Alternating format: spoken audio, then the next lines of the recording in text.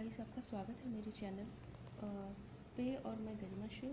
आप आज की क्लास में हम लोग परीक्षण की प्रवृत्ति के प्रकार अर्थात टाइप्स ऑफ ऑब्जर्वेशन टेक्निक्स के बारे में पढ़ेंगे।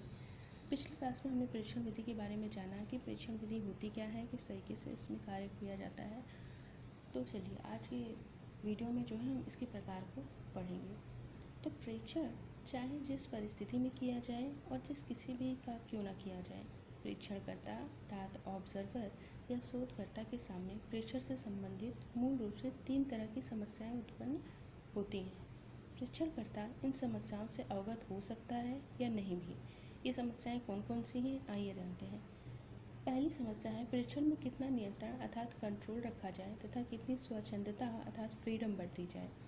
इसके हिसाब से परीक्षण के 2 प्रकार बतलाए गए हैं। पहला है नियंत्रित परीक्षण और दूसरा अनियंत्रित परीक्षण, कंट्रोल्ड ऑब्जर्वेशन और अनकंट्रोल्ड ऑब्जर्वेशन। दूसरी समस्या है कि परीक्षण की भूमिका अर्थात रोल क्या होना चाहिए। क्या परीक्षण की जाने वाली परिस्थिति में वह तटस्थ रहे या उसमें सक्रिय भाग ले। इस समस्या को ध्यान में रखते हुए भी अन्य 2 प्रकार बतलाए गए हैं, सहभागी परीक्षण या असहभागी परीक्षण अर्थात पार्टिसिपेंट ऑब्जर्वेशन या नॉन पार्टिसिपेंट ऑब्जर्वेशन। तीसरी समस्या को अगर देखें तो परीक्षण को किस रूप से लेकर उसका वास्तविक उपयोग किया जाए। क्या प्रेक्षित व्यवहारों को विभिन्न वर्गों या श्रेणियों में बांटकर अध्ययन किया जाए या प्रेक्षित व्यवहार की विभिन्न विशेषताओं की मात्राओं का मात्र रिकॉर्ड करके उसका अध्ययन किया जाए। इस समस्या के आधार पर भी इनको 2 भागों में बांटा गया है, वर्गीकरण व्यवस्था तथा रेटिंग व्यवस्था अर्थात कैटेगरी सिस्टम तथा रेटिंग सिस्टम।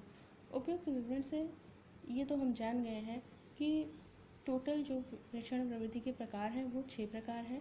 इस वीडियो में हम केवल पहले 2 प्रकार को पढ़ेंगे अर्थात नियंत्रित परीक्षण और अनियंत्रित परीक्षण, कंट्रोल्ड ऑब्जर्वेशन और अनकंट्रोल्ड ऑब्जर्वेशन। तो चलिए सबसे पहले हम अनियंत्रित ऑब्जर्वेशन के बारे में पढ़ते हैं। अनियंत्रित परीक्षण में अक्सर एक स्वाभाविक परिस्थिति होती है जिसमें परीक्षणकर्ता अन्य व्यक्तियों के व्यवहारों या किसी घटना का परीक्षण करते हैं। इसे स्वाभाविक परीक्षण भी कहा जाता है अर्थात नेचुरलिस्टिक ऑब्जर्वेशन भी कहा जाता है। प्रायः ऐसी परिस्थिति में दूसरे व्यक्ति को यह पता होता है कि कोई उनके व्यवहारों का परीक्षण अर्थात ऑब्जर्वेशन कर रहा है।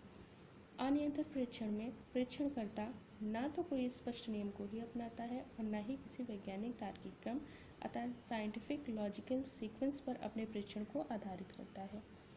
इसलिए इस तरह के परीक्षण को अक्रमबद्ध परीक्षण यानी अनसिस्टमैटिक ऑब्जर्वेशन भी कहा जाता है। जैसे जब कोई शोधकर्ता बस में बैठे बैठे व्यक्तियों की भीड़ व्यवहार का अचानक परीक्षण करना शुरू कर दे तो यह एक अनियंत्रित परीक्षण अर्थात अनकंट्रोल्ड ऑब्जर्वेशन या अक्रमबद्ध परीक्षण अनसिस्टमैटिक ऑब्जर्वेशन का उदाहरण होगा।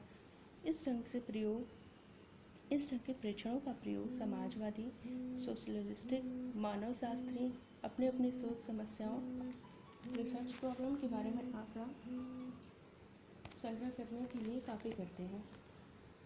दूसरा प्रकार हम पढ़ेंगे नियंत्रित परीक्षण अर्थात कंट्रोल्ड ऑब्जर्वेशन में स्थिति दूसरे प्रकार का कंट्रोल्ड ऑब्जर्वेशन पढ़ेंगे।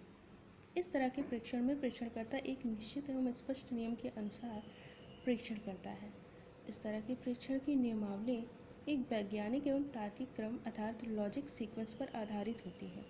नियंत्रित परीक्षण में परिस्थिति यदाकदा स्वाभाविक भी हो सकती है, परंतु अक्सर इसमें परिस्थिति काफ़ी नियंत्रित रहती है ताकि अवांछित तत्वों का प्रभाव परीक्षण पर न पड़ सके। इस ढंग के परीक्षण को क्रमबद्ध परीक्षण अर्थात सिस्टमैटिक ऑब्जर्वेशन भी कहा जाता है। चूँकि नियंत्रित परीक्षण अर्थात कंट्रोल्ड ऑब्जर्वेशन एक प्रकार का वैज्ञानिक, साइंटिफिक एवं वस्तुनिष्ठ ऑब्जेक्टिव परीक्षण है, अतः इसमें परीक्षणकर्ता एक पूर्व योजना बनाकर कार्य करता है। परीक्षण की पूर्व योजना बनाते समय ऑब्जर्वर को तरह तरह के निर्णय करने पड़ते हैं।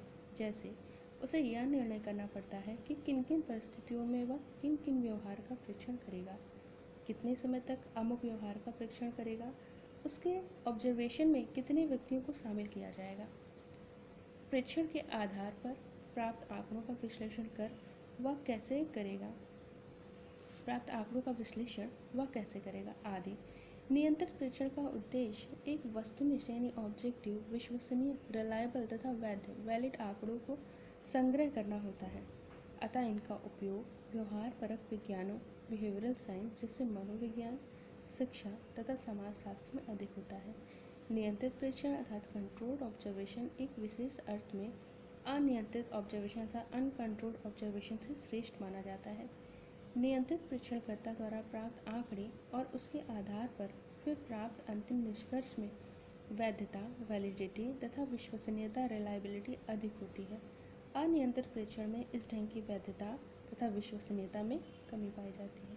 तो फ्रेंड्स, यहाँ हमने दोनों प्रकारों के बारे में डिस्कस किया और हमने देखा कि ये दो प्रकार इन दोनों प्रकारों में किस प्रकार का बिहेव किया जाता है या किस तरीके से हम इसमें इसको करते हैं, इसको जानते हैं।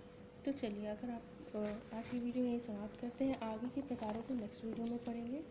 तो अगर आपको मेरी वीडियो पसंद आती है तो प्लीज़ लाइक एंड शेयर जरूर करें। Thank you.